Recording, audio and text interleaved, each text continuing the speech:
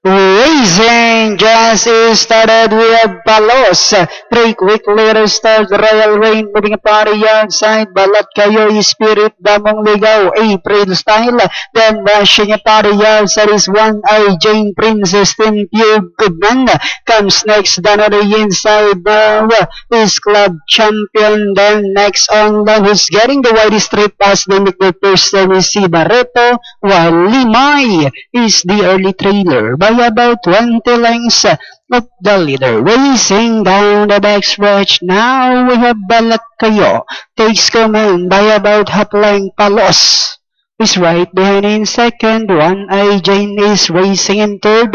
Royal Rain is down in fourth, and in fifth, April Style. Princess Tin comes next, down followed by Spirit, Pure Goodman, Club Champion, Damong Ligaw. Alongside comes si Barreto, and a long way back to Limay, who's still racing in less. And at the fourth turn, Palos, Balat Kayo, One Eye Jane now moving a party outside, and they are now entering the home stretch. 3 runners now fighting it out for the Palos, Balat Kayo, One Eye Jane is sorry as they swing for home. Palos swirling any hop. Balat Kayo, One Eye Jane is sorry outside. Palos this time by about 2 lengths, followed by One Eye Jane, Balat Kayo, and finally Palos. Second is One Eye Jane.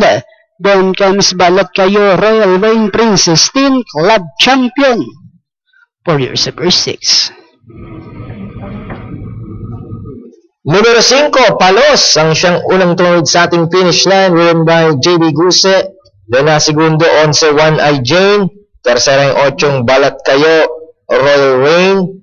Then Princess Tin para sa inyong Super 6.